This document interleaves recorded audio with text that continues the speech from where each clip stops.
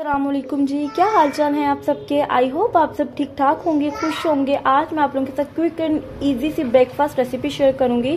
पराठा बनाना मैं सिखाऊंगी। बहुत से वे हैं पराठा बनाने के। मैं अपना जो है फर्स्ट जो वे है आप लोगों को पराठा बनाना सिखाऊंगी। सबसे पहले मैंने एक नॉर्मल साइज का पेड़ा लिया, उसको मैंने इस तरह से गोल कर लिया है। ये थोड़ा सा नरम है क्योंकि मैंने इसको चंद सेकेंड्स के लिए नरम मतलब निकाल के रखा हुआ है। जो मैंने पेड़ा लिया उसको मैं पहले अच्छे से बेल लूंगी, नॉर्मल जैसे हम लोग रोटी बेलते हैं सादा पराठा बनाने के लिए।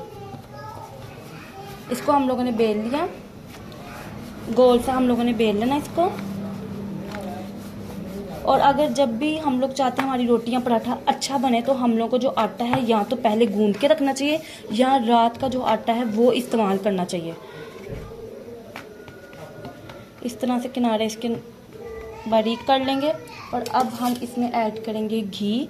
आप लोग कोई भी घी यूज़ कर सकते हैं, मैं यहाँ पे देसी घी यूज़ कर रही हूँ, होममेड। इसके सारे साइड्स पे लगा देना है हमने, ठीक है जी। फिर हम लोगों ने लेनी एक छुरी, इसको इस तरह से साइड से कट किया, यहाँ से उठाया और इसको हम लोगों ने फोल्ड कर देना इस तरह से। बहुत इजीली हो जाएगा। अगर आप लोगों को प्रैक्टिस नहीं है तो आप लोग जब करेंगे तो आप लोगों को हो जाएगा। ये देखिए यहाँ से पकड़ा, इस तरह से इसको हम लोगों ने रोल कर लिया। अब हम लोगों ने इसको इस तरह से दबा दिया। ये देखें मैंने बेल लिया। अब इसको अगेन हम लोगों ने इसके किनारे जो हैं वो बारीक करने के बाद अगेन मैंने इसको रोटी की तरह बेलना है। रोटी की तरह बेलने के बाद तवा जो है हम लोगों ने पहले से गर्म करके रखना। ये छोटी छोटी सी टेक्निक्स और टिप्स होती हैं जो कि हम लोग परफेक्ट रोटी या पराठा बना सकते हैं।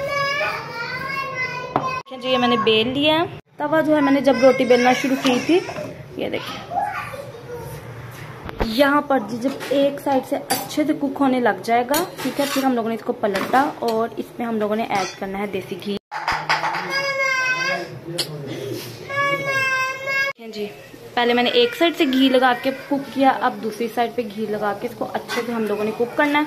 किनारे हम लोगों ने प्रेस करते जाने हैं। फ्लेम मैंने मीडियम रखा है।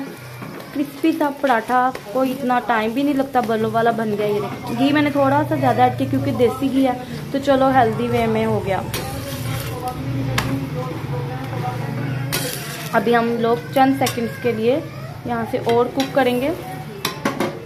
जी फ्लेम ऑन किया। चाय बनाने के लिए मैंने लिए हैं 2 कप दूध, ठीक है। स्ट्रॉन्ग चाय बनाने के लिए मैंने जितना पानी लिया है ना उतना ही मैंने दूध लिया। आप लोगों ने क्या करना है, मतलब कि आप लोगों के दूध के अकॉर्डिंग आप लोगों ने पानी ऐड करना है। मैं स्ट्रॉन्ग जो परफेक्ट कड़क चाय होती है वो बनाने लगी हूँ। और अगर आप लोग इस मेथड से बनाएंगे ना तो जो चाय है वो गाढ़ी बनेगी। जी दूध को बॉयल आना शुरू हो गया। अब मैं इसमें ऐड करूँगी पत्ती।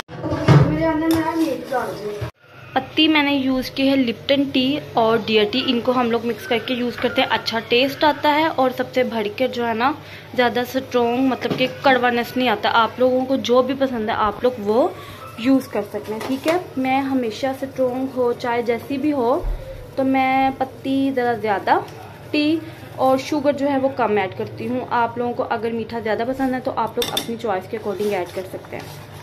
और स्ट्रॉन्ग चाय पिए, एक्टिव रहें।